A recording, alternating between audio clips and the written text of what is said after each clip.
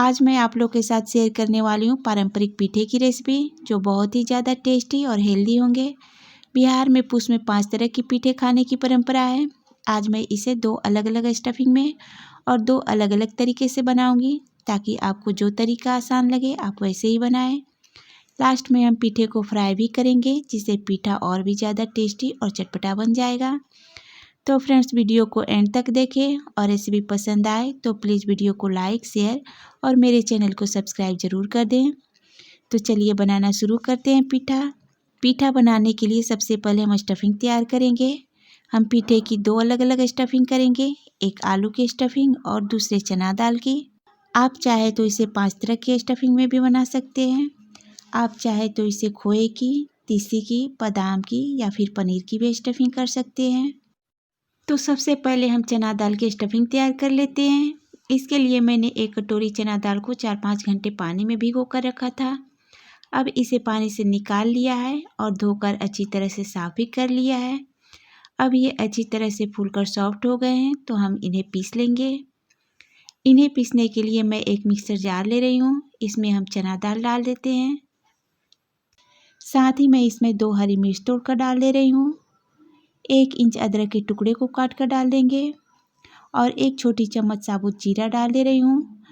2 छोटी चम्मच हम इसमें पानी डाल देंगे और इसे पीस लेंगे। अगर आपकी दाल 2 चम्मच पानी में न पीसे तो थोड़ा पानी और डाल लें, लेकिन दाल में कम से कम पानी डालकर पीसने की कोशिश करें। अब जार का ढक्कन बंद कर हम मिक्सी को ऑन ऑफ करते हुए दरदरा पीस लेंगे। तो देखिए, दाल पीस गई है और मैंने इन्हें दरदरा रखा है। ना ही ज़्यादा इसे मोटा रखें और ना ही ज़्यादा बारीक। तो इस तरह से मैंने इन्हें दरदरा रखा है। अब इस पीसी हुई दाल को एक मिक्सिंग बाउल में निकाल लेते हैं और इसमें कुछ और सूखे मसाले ऐड कर देते हैं, जिससे स्टफिंग बहुत ज़्यादा चटपटी बन जाएगी। तो मैं इसमें 1/4 चम्मच काली मिर्च पाउडर डाल दे रही हूँ। आधा चम्मच हल्दी पाउडर डाल देंगे। आधा चम्मच लाल मिर्च पाउडर डालेंगे। मिर्च पाउडर डालते समय आप ध्यान रखें कि हमने दाल के साथ हरी मिर्च भी पीसा है। आधा चम्मच धनिया पाउडर डाल देंगे और स्वाद अनुसार नमक डालेंगे। मैं आधा चम्मच नमक डाल रही हूँ। थोड़ा सा बारीक कटी हुई हरी धनिया की पत्ती डालेंगे और 5-7 लहसुन की कलियों को मैंने क्रश कर लिया है, इसे डाल दे रही हूँ। आप लहसुन को दाल के साथ ही पीस लें। अब दाल को मसालों के साथ अच्छी तरह से मिक्स कर देंगे और मिक्स करने के बाद दाल की स्टफिंग बनकर तैयार हो गई। अब इन्हें ढक कर रख देते हैं और अब हम आलू की स्टफिंग तैयार कर लेते हैं। तो आलू वाली स्टफिंग तैयार करने के लिए मैंने एक पैन को चूल्हे पर चढ़ा दिया है। पैन गर्म हो गई है, तो मैं इसमें सरसों की तेल डाल दे रही हूँ। आप अपने अनुसार सरसों की तेल को कम ज़्यादा कर सकते हैं। और तेल गर्म हो गया है, तो मैं इसमें आधा चम्मच राई डाल दे रही हूँ। साथ ही आधा चम्मच जीरा डाल दे रही हूँ। इसी के साथ दरदरा क्रश किया हुआ धनिया की बीज डाल देंगे। अब इन सभी को ब्राउन होने तक इन्हें भून लेंगे। तो अब मसालों का कलर चेंज हो गया है, तो मैं इसमें 2 पिंच हींग डाल दे रही हूँ। और अब हम इसमें हरी मटर डालेंगे। मैंने यहाँ ताज़े हरे मटर का इस्तेमाल किया है। आप चाहे तो इसमें बॉयल मटर भी डाल सकते हैं। अगर आप बॉयल मटर डालेंगे तो आपको मटर को ज़्यादा भूनने की ज़रूरत भी नहीं पड़ेगी। और इन्हें मिक्स कर लेते हैं और इसी के साथ 2-3 बारीक कटी हुई हरी मिर्च डाल दे रही हूँ और साथ ही 1 चम्मच क्रश की हुई अदरक लहसुन डाल दे रही हूँ और सभी को 1 मिनट भून लेंगे। 1-1.5 मिनट भून लेने से इनका कच्चापन निकल जाएगा। और अब 1-1.5 मिनट भूनने के बाद अब इसमें कुछ सूखे मसाले ऐड कर देते हैं। तो मैं आधा चम्मच हल्दी पाउडर डाल दे रही हूँ। आधा चम्मच लाल मिर्च पाउडर डाल देंगे। आधा चम्मच मैं नमक डाल दे रही हूँ और साथ ही इसमें बारीक कटी कुछ हरी धनिया की पत्तियाँ डाल दे रही हूँ। धनिया की पत्तियाँ जब भून जाती है तो इनका स्वाद और खुशबू दोनों ही बढ़िया आता है। हम सभी को 1 मिनट भून लेंगे और कुछ देर भूनने के बाद अब मैं इसे ढक दे रही हूँ, ताकि मटर भी अच्छी तरह से पक जाए। फ्लेम को मैंने लो रखा है और अब ये मटर मसाले अच्छी तरह से पक गए हैं। एक मटर को मैं आपको मैश कर दिखा दे रही हूँ। ये आसानी से मैश हो जा रहा है, यानी मटर भी अच्छी तरह से पक गया है। तो अब मैं इसमें बॉयल की हुई आलू डाल दे रही हूँ। 3 मीडियम साइज़ के आलूओं को मैंने बॉयल कर इनके छिलके उतार लिए थे और इन्हें रफली फोड़ लिया था।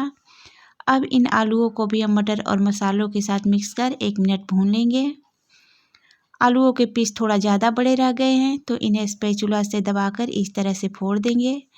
लेकिन ठंडी का मौसम है, नए आलू है, इसलिए ये ठंडा होने के बाद हार्ड हो गए हैं, तो मैं इसे मैसर से ही इस तरह से फोड़ दे रही हूँ। आप जब आलू गर्म रहे तभी इन्हें फोड़कर बारीक कर लें। गर्म गर्म आलू आसानी से फूट जाते हैं, लेकिन आलूओं को बहुत ज़्यादा मैश भी न करें, इन्हें थोड़ा रफ ही रखें। और अब ये आलू मैश हो गए हैं तो मैं इसमें आधा चम्मच आमचूर पाउडर डाल दे रही हूँ। आप मसाले में आमचूर पाउडर ज़रूर डालें। आमचूर पाउडर डाल देने से मसालों का टेस्ट बहुत ही ज़्यादा बढ़ जाता है। इसे एक बार फिर से मिक्स कर लेते हैं और हमारी स्टफिंग बनकर तैयार हो गई। इसे मैंने बाउल में निकाल लिया है और ये हमारी 2 तरह की स्टफिंग बन गई है। तो स्टफिंग करने के लिए हम डो तैयार कर लेते हैं। तो डो बनाने के लिए मैंने एक बर्तन में आधा केजी के लगभग चावल का आटा लिया है। अब इस आटे में थोड़ा थोड़ा पानी डालकर इनका डो लगा लेंगे। पानी को मैंने बॉयल होने तक गर्म कर लिया था। डो हम गर्म पानी में ही लगाएंगे तो पीठे बिल्कुल ही सॉफ्ट बनते हैं। तो अगर आप नरम पीठा पसंद करते हो तो पानी में एक उबाल आने तक पानी को गर्म कर लें, फिर इससे आटा लगाएं। अभी ये पानी बहुत ज़्यादा गर्म है तो हाथ जले नहीं, इसके लिए हम एक चम्मच की मदद से इसे मिक्स करेंगे। आटे में थोड़ा थोड़ा पानी डालकर पहले इन्हें मिलाएं, फिर ज़रूरत लगे तो थोड़ा पानी और डालें।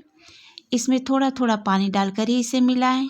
इसे डो लगाने में आपको अंदाज़ा मिलेगा और जब आपको लगे कि आपका हाथ इसकी गर्मी सह सकता है तब इसे हाथों से ही मसल मसल कर इन्हें मिलाएं।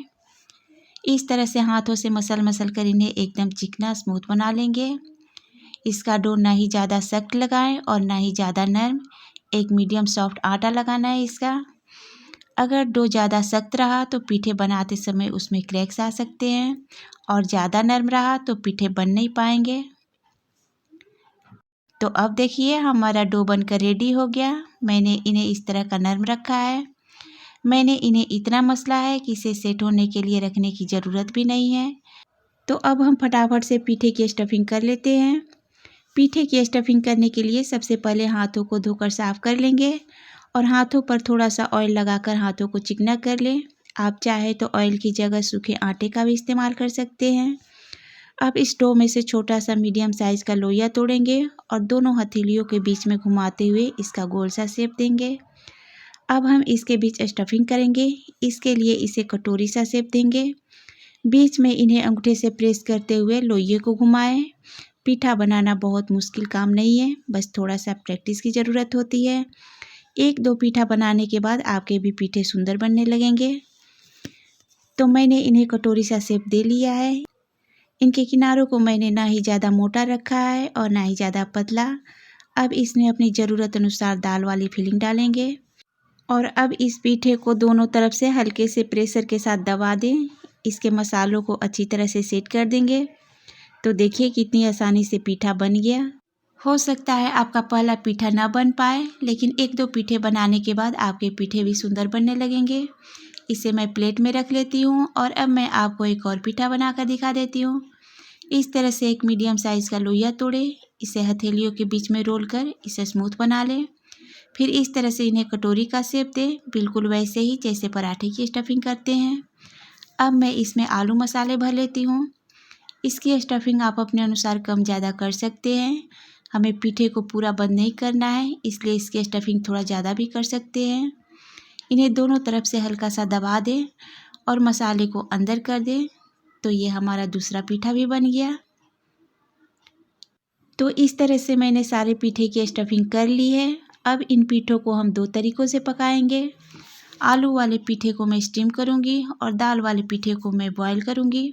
पीठा बॉयल करने के लिए मैंने एक भगोने में 1 लीटर पानी डालकर चूल्हे पर चढ़ा दिया है। इसे ढक देते हैं ताकि जल्दी से पानी में उबाल आ जाए।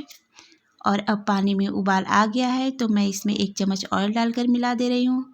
ऑयल डाल देने से पीठा तली में नहीं चिपकता और आपस में भी नहीं चिपकते हैं। अब इस उबलते हुए पानी में हम दाल पीठा डाल देंगे।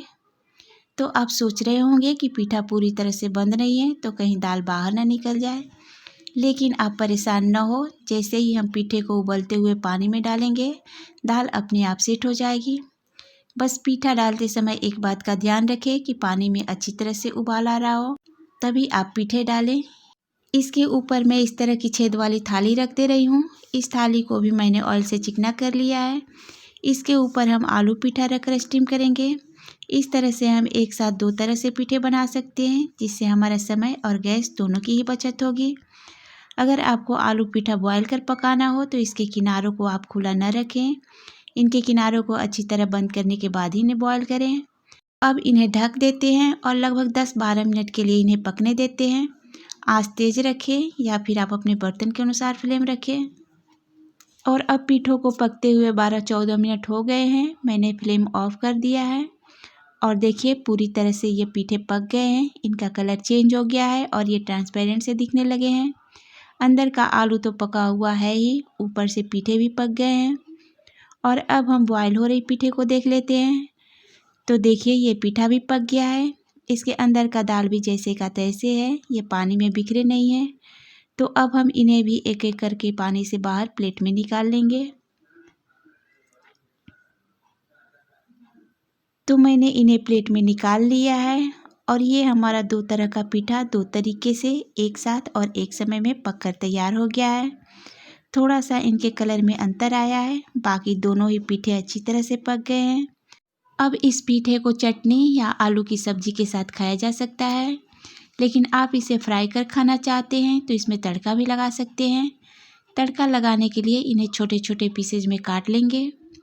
ये पीठे बिना तेल और बहुत ही कम मसालों से बने होते हैं, इसलिए ये हेल्दी भी होते हैं। इस पूस की ठंडी में पीठे ज़रूर बनाकर खाएं। पूस में पीठा खाना शुभ माना गया है। तो जितने पीठे आपको एक बार में खाना हो उतने ही पीठे फ्राई करें। मैंने कुछ पीठों के टुकड़े कर लिए हैं। अब हम इन्हें फ्राई कर लेते हैं। तो फ्राई करने के लिए मैंने एक पैन को चूल्हे पर चढ़ा दिया है। इसमें 2-3 चम्मच ऑयल डाल देते हैं और ऑयल के गर्म होने पर आधा चम्मच राई डाल देंगे। 2 पिंच हींग डाल देते हैं और 5-7 करी पत्तों को काट कर मैं डाल दे रही हूँ। अब इन सभी के चटकने तक इन्हें फ्राई कर लेंगे। तो अब ये सारे भून गए हैं, तो हम इसमें कटी हुई पीठे डाल देते हैं। इन्हें मीडियम फ्लेम पर 4 से 5 मिनट तक चलाते हुए भून लेंगे। आप चाहे तो इन्हें और भी चटपटा बनाने के लिए अपने पसंद की मसाले ऐड कर सकते हैं। आपको ज़्यादा तीखा बनाना हो तो इसमें लाल मिर्च पाउडर भी डाल लें। और अब ये दाल पीठा फ्राई हो गया है। लास्ट में हम इसमें हरी धनिया की पत्तियाँ काट कर डालेंगे। इन्हें मिक्स कर देते हैं और पीठा फ्राई हो चुका है। तो गरम गरम इस फ्राई पीठे को सर्विंग प्लेट में निकाल लेते हैं और इसे दही, चटनी या सॉस के साथ सर्व करें। चाहे तो आप इसे ऐसे भी खा सकते हैं बिना किसी चटनी या सॉस के, तो भी ये बहुत ज़्यादा टेस्टी लगता है। तो फ्रेंड्स, आप सभी को यह रेसिपी कैसी लगी? अगर रेसिपी पसंद आई हो तो प्लीज़ वीडियो को लाइक, शेयर और चैनल को सब्सक्राइब कर दें। मिलते हैं नेक्स्ट वीडियो में, तब तक के लिए बाय।